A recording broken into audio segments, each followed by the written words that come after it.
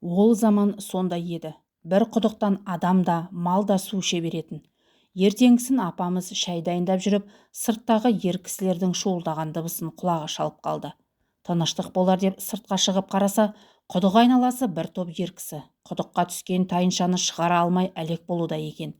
Үйден жеңіл киініп шыққан апамыз бұларға мырс күліп бұйыра сөйледі. Арқанды дұрыстап тартыңдар, деді де өзі үйге кіріп кетті. Тәрбие ме, ол кезде үлкен кісінің айтқан сөзі талқыланбайтын. Дегендей ақ ер кісілер төрт аяқтап құдыққа түскен тайыншаны төсі мен шабының арасынан арқан салып дайындағаны сол еді. Апамыз беліне көрпеше орап құдық жанына келді. Арқанды беліне айналдыра тартып, екі қолмен арқанды екі жақта ұстап, аяғын құдық ернеуіне тіреп көтеріп лақтырып жіберді. Әдепкіде ер кісілер тек ап деген айқайды естіген. Қараса, тайынша құдықтан әрі сұлап жатыр екен. Ер кісілер ұялды ма, ылдым-жылдым тайыншаны арқаннан босатып, апамызды демеп үйіне жеткізіп салды. Жаз айы. Апамыз таңғы салқынмен көкемізді шөп оруға шығарып салғалы жатыр. Үлкен ыдысқа айран қойып, қант бауырсағын дайындап, көкемізге күлімдеп ұсынып тұрып, ашығып қалмаңыз, жолыңыз болсын деді. Көкеміз де қарап тұрмай езуін тарта күліп, ашыққаны несі, ер азығы жолда емес пе деп кемпірінің ұсынған асын алып, күріштік жағасына шөп оруға кете барды. Жалпы көкемізде алапат күштің иесі еді. Өте ірі денелі кісі болған. Ат үстінде отырғанда тізесі жылқының басына жететін. Жылқы жануар жан-жағына басын бұра алмай тікесінен тік жүріп кете беруші еді. Күніне 1000 бау қамыс шөп оратын орасан күш иесі бір керсен айранға шөлі қанбайтын. Жоғарыда айтылған қара күш иелері көкеміз бен анамыздан қасиетті жұма күні Жұмабай есімді алып сәби дүниеге есігін ашады. Қызылту колхозында күн күркіреп, аспан әлемі бір тынымсыз күйге түскен. Ақсақалдар бұл күнді жақсыға болжап, бұл бала халықтың баласы десіп көкке қол жайып Алладан сұрап бата тілескен. Ана сүтін ес білгенше еміп өскен бала Жұмабай қазақтың жыр дастандары мен күйлерін тыңдағанда өте жақсы көретін. Домбыраны өзі үйреніп, қазақ күйлерін керемет шеберлікпен орындайтын. Жұмабай Ибрагим көкесі ашқан мектептен сол кісінің қолынан сауатын ашып білім алды. Мектеп жасында өте алғыр, зерек еді. Жастайынан ерте есейіп, ер мінезді болып өсті. Қазақ халқы ашаршылықты бастан өткізіп, енді еш жиған алғашқы 10 жылдықта жау жағадан алып, соғыс басталған тұста соғысқа өзі сұранып кетті. Соғыста жүріп, ер Жұмабай талай фашистерді жер жастандырды. Соғыста қолма-қол ұрысты ұнататын. Шабуыл кезінде оқ тізе тұсынан тиіп жараланған еді. Сол жарақаттан бір аяғы бүгілмей қалды. Дәрігерлерден құралған комиссия соғысқа жарамсыз деп тауып, елге қайтарады.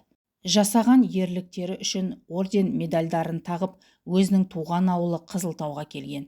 Соғыс қазақты әбігерге салғанмен қоймай, елде ересек ер адам қалмаған тұста, қатын қалаш, жасөспірім балалар күрек ұстап, советтің ауыр техникасын тізгіндеп, егін егіп кеткен уақытта Сталиннің сенімсіз ұлттар деген желеумен депортацияланған өзге ұлт өкілдерін жер аударған екен. Қазақ оларды жатырқамай үйлерінен орын беріп, бір жапырақ нанды бөлісіп қамқорлық көрсетті. Халық арасында әртүрлі адамдар болатыны белгілі, кішкене жағдайлары жақсара бастағаны ұрлық істеп қанжарын көрсетіп, басына бастағандар пайда болды. Тіпті кейде ашық түрде жалғыз малын алып кететін кездері де болған. Қаусаған кемпір шал үйлеріндегі жасөспірім балдарына ойбай бармаңдар, пышақтап кетеді деп шығармайды. Осындай жағдайда Жұмабайдың оралғанына ауыл жұрты қуанып, рухы көтеріліп қалды. Жұмабай да елге қорған болып, колхоз жұмысына бел шеше кірісіп кетеді. Тау халқының өкілдері қанша жахал, қайсар болса да, өзіңнен күшті шықса, екі көзі сонда шығар дегендей кәдімгідей басылып қалған еді. Жұмабай Қазалыдағы мал дәрігерлік қысқаша курстан өтіп, ауылы Қызылту колхозында мал дәрігері болып жұмыс істеп жүрген. Бір ай бұрын Хасан деген өте ірі денелі шешеннің өгізін қарызға пішіп берген болатын. Қарызын сұрауға құнанына мініп, есік алды бақшасында кетпен шауып жатқан Хасанға келді. Ассалаумағалейкум деген сәлемін де алмады. Жұмабай, ей шешен, қарызыңды қайтар деді. Қазақ, мә саған қарыз деп, кетпенін сілтеп тұра ұмтылды. Бұл сәтте Жұмабайда қарап қалмай кетпенді қамшымен осып жіберіп еді, Шешеннің қолындағы кетпені ұшып кетті. Шешен тағы ұмтылған сәтте арқа тұсынан қамшымен тағы осып кеп жіберген. Осы сәтте соққының ауырлығынан шешен екбетінен құлап түсті де еңбектеп барып үйіне қарай тұра қашты. Жұмабай бұл сәтте атының басын үйге қарай бұрып келе жатты. Терезе желдеткішінен үй иесінің әйелі ақшасын шығарып «Жұмабай, Жұмабай» деді. Жұмабай мырс күліп ақшаны алып кете барды. Бірде аудан орталығындағы депода жұмыс істейтін екі жігіт жұмыстарын бітіріп асханаға келіп ас ішіп отыр еді. Сырттан шешен ұлтының екі жігіті кіріп бұларды орнынан тұрғызып, өздері жайғасып ас іше бастады. Бұл шешен ұлтының қазақты әбден басынған шағы. Жас жігіттер амалсыз терезе жақтауына ыдыстарын қойып ас ішуге мәжбүр. Бұл уақытта Жұмабай Қызылтуда аудан орталығына бірер шаруа бітірмекке шыққан. Түс ауа күн ысып кеткен соң орталықтағы асханаға кіріп ас ішіп тынығып алмаққа бел буған болатын. Ақырындап аяғын ақсап басып асханаға кіріп еді, көзіне төрдегі терезе жақтауында ас ішіп тұрған інілері түсті. Інілерінің бірі Асқар Таудай ағасын көріп қуана амандаса кетті. Жұмабай зор дауыспен «Неге терезе жақтауында отырсыңдар?» деп сұрады. Інілері мән-жайлайды баяндап берді. Ашуланған Жұмабай әлгі екі шешеннің басын екі қолымен ұстаған бойда бір-біріне қатты соқты. Қатты соққыдан естерінен танып көздері айналып кеткен еді. Соққыдан естерін жиған тау жігіттері орындарынан тұрып әзер кетті. Көп ұзамай сырттан айқай-шу естіле бастады. Терезеден қараған жас жігіттің бірі «Өлген жеріміз осы шығар, есік алды қаптаған шешендер қолдарында пышақ» деді дір-дір етіп. Шын соғысты көрген Жұмабай «Байыппен астарыңды жақсылап ішіп алыңдар. Келсе келе берсін, жау артымдан келмесе болды» деді. Жұмабай екі інісімен астарын жақсылап ішіп алып сыртқа шыққан болатын. Асхана есігін жапқанша болған жоқ, төбелес бастала кетті. Жұмабай арқасын есікке тіреп алған.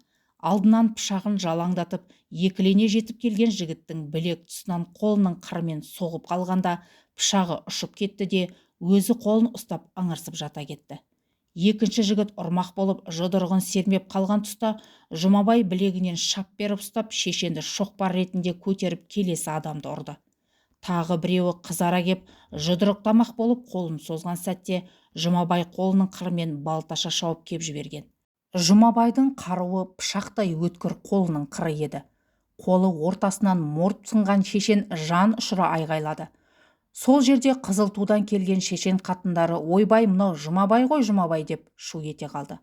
Бұндай төбелесін көрген қазақ әйелдері сол сәтте «Жұмабай, Жұмабай» деп айғайға басып ұрандатып кетті.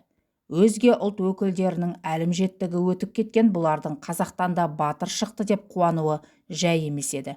Шешендер әдепкідегі қарқынынан қайтып кері шегінді. Бұл төбелес біраз жұрттың есінде қалды, біразы әлі күнге айтып жүр. Бірде Жұмабай жалақысы тиіп аудан орталығындағы дүкендерге қарызын төлеп, достарымен кездесіп біраз ішкен еді. Кеш болып кеткен соң кино көрмек болып мәдениет үйіне бұрылды. Мәдениет үйінің маңында құжынаған халық, тау жігіттерінің бір-екі қазақ қызын қолтықтап киноға кіріп барып жатқанын байқап қалды. Содан соң мәдениет үйінің жанында жиналып отырған бір топ жас қазақ жігіттермен біраз сөйлесіп тұрды. Ішкі дүниесі намыстан өртеніп тұрған Жұмабай не де болса мәдениет үйінің кино залынан бәрін қуып шықпаққа бел буған еді. Бұл уақытта мәдениет үйінде кино көрсетіліп жатқан. Жұмабай тау жігіттерінің қазақ қыздарына қол сала бастағаны намысына қатты тиіп, мәдениет үйіне қарай ақсаңдай басып жақындады. Мәдениет үйіне кірген бойда айғайлап залдан шығыңдар деп еді, еркек біткеннің бәрі орнынан атып тұрып төбелес басталып кетті. Жұмабай осы кезде бір-біріне жабысып қалған темір жақтаулы үш орындықты еденнен шегесімен жұлып алған. Құмырсқадай қаптаған ірі денелі жігіттерді бір ұрғанда-ақ сұлатып түсіріп жатты. Мәдениет үйінің іші айғай-шу, кино жайына қалған. Мәдениет үйіне жауап беретін райком басшыларының бірінің әйелі тәлпіш, бір нашар кісі еді. Тек ақшаны ойлайтын ұрысқақ арыз қой болатын. Шәңкілдеп Жұмабайды тоқтатпақ болып еді, ашулы Жұмабай мұның құйрығынан бір теуіп, екбетінен құлатып түсірді.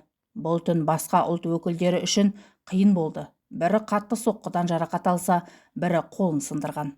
Бұл жағдайдан кейін мәдениет үйінің әкімшілігі милицияға арызданып Жұмабайды қаматпақ болды.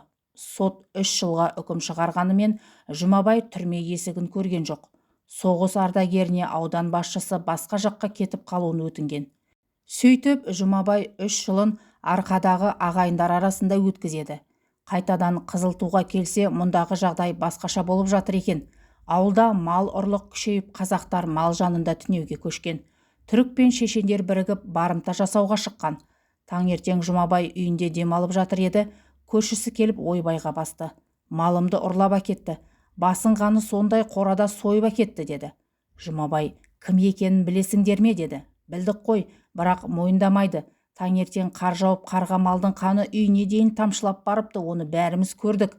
Бірақ анау күштілікке салып мойындамайды деді. Жұмабай дереу киініп әлгі кісінің үйіне барды. Әрі-бері шапалақтап ұрып еді, мойындамады. Жұмабай мұндайларды қалай мойындатуды көрсетейін деп жанындағы серігіне балта мен арқан ал, көлге барамыз деді. Көктемгі тоң әлі кетпеген. Қасындағы серігі ылдым-жылдым мұзды ойып та үлгерді.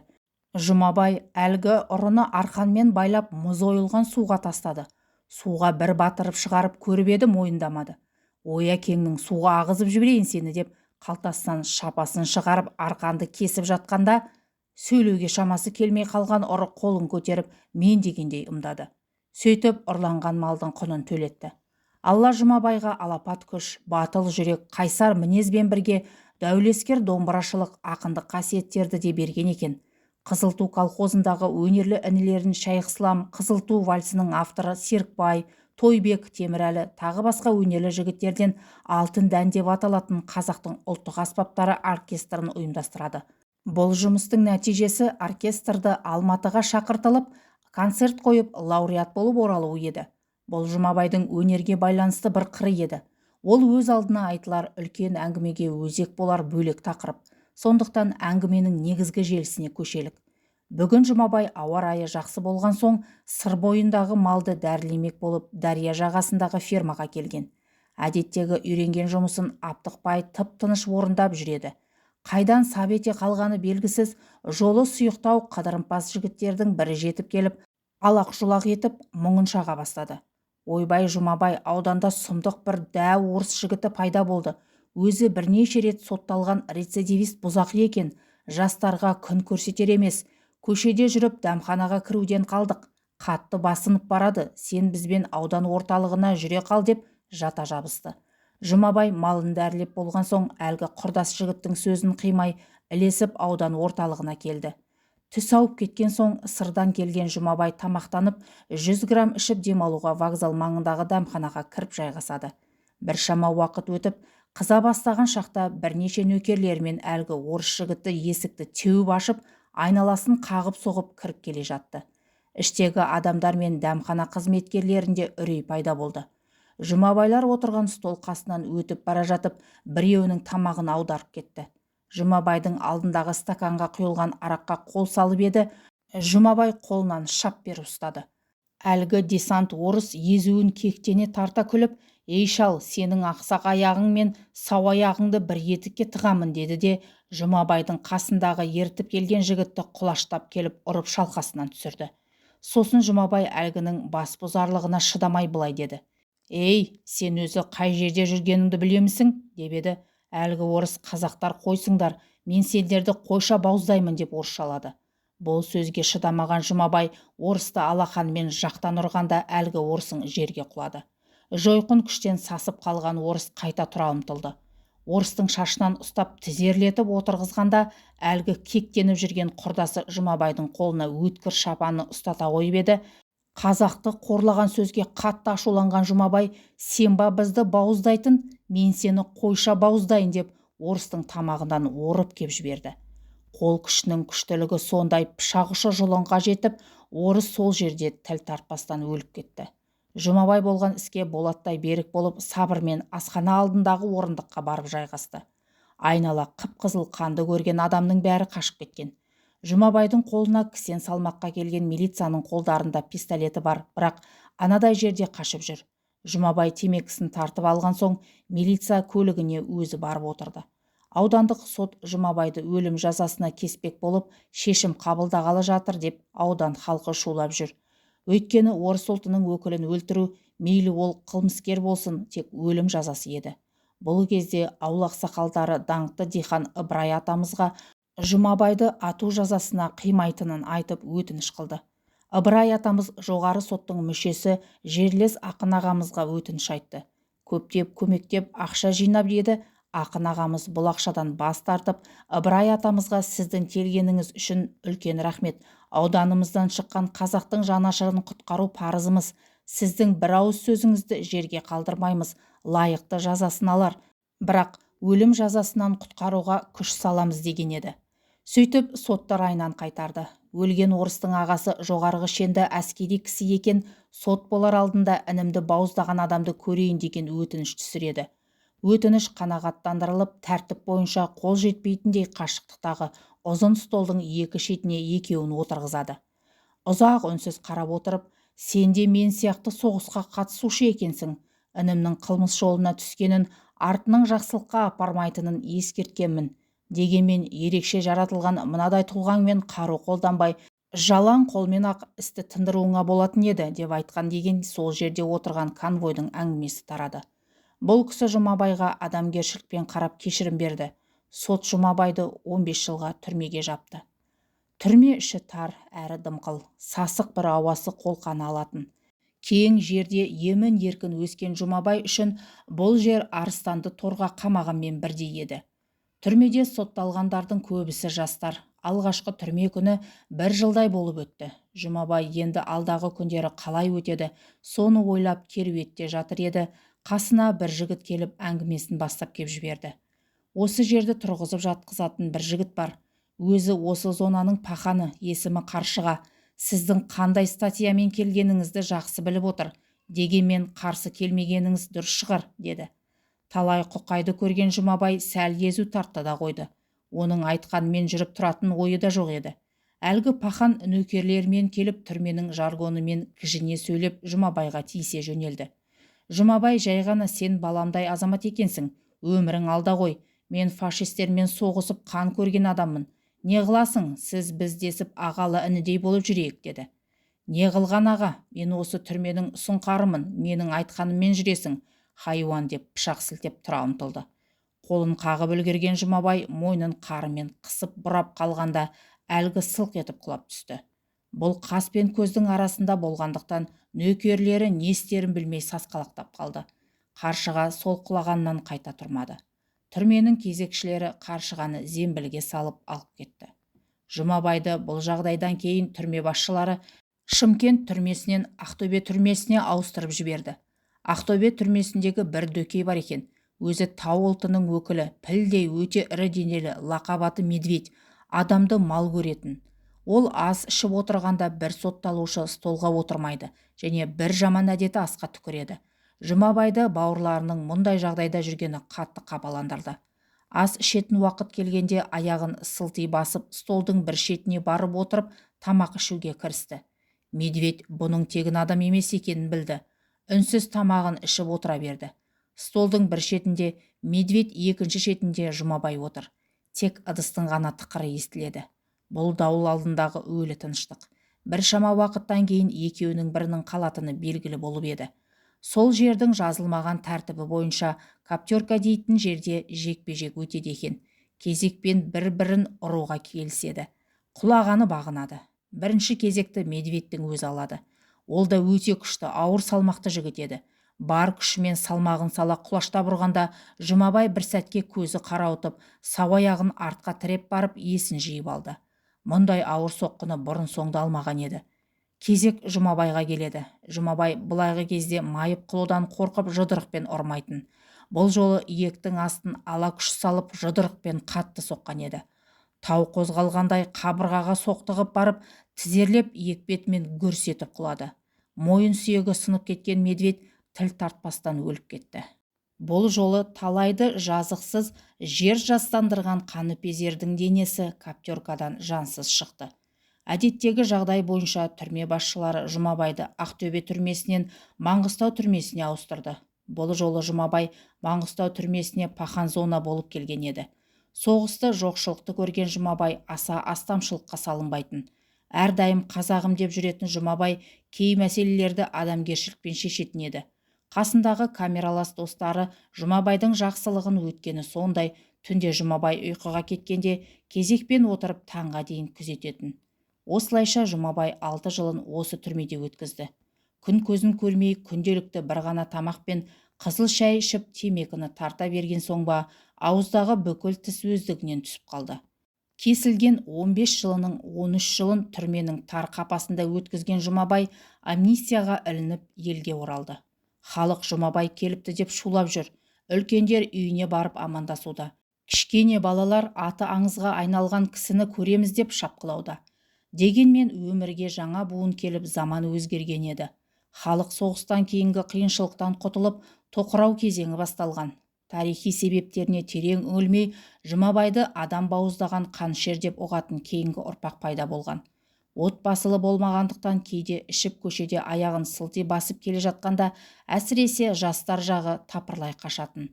Кейде кеңседегі кейбір қызметкерлер мен басшылардың терезеден қашқан кездері де болған. Бұл жағдай Жұмабайға өте ауыр тиіп, жүрегіне салмақ салушы еді. Апырмай, бір кездері өзім қорған болған ауылдастарым мені бөжек көрді-ау деп көше шетіндегі дөңбекке отырып қалатын. Ұлы Отан соғысы ардагеріне үкіметтен бөлінетін Запорожец көлігін кезексіз беруі де бір уақиға.